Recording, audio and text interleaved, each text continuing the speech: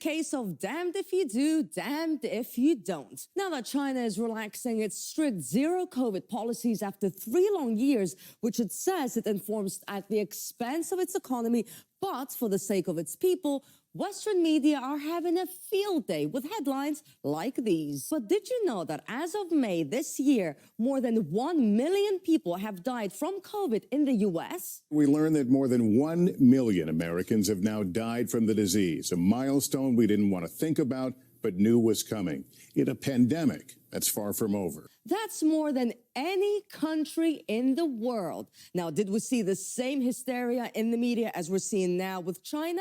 Of course not. As the U.S. took the headline lead in the number of deaths and cases during the pandemic, were Americans singled out and forced to be tested more than other world travelers? No. China's asking, how come? A small number of Western media have deliberately hyped up and even misrepresented China's COVID policy adjustment, and yet avoided reporting on the deficiencies and heavy price paid in their own country's COVID response. This is nothing but double standards and is clearly against journalistic ethics. Just a few weeks ago, when we saw dozens of protests across various cities in China against the country's strict COVID measures, Western leaders were keen to push Beijing to compromise and meet the protesters' demands, calling Xi Jinping an authoritarian dictator.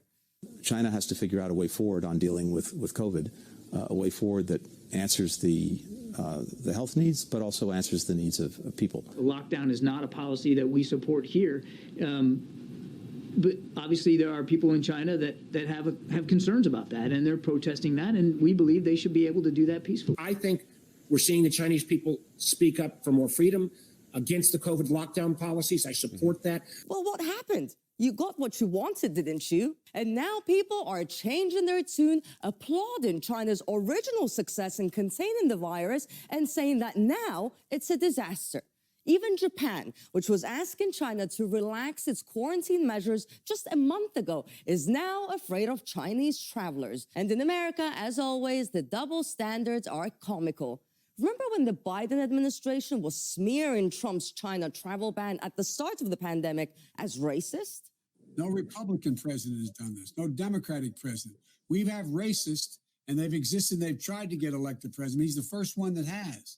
In moments like this is where the credibility of the president is most needed, as he explains what we should and should not do. This is no time for Donald Trump's record of hysterical xenophobia. Fast forward to this. If you've been to China, get ready, because the COVID tests are back, even for those who have been vaccinated.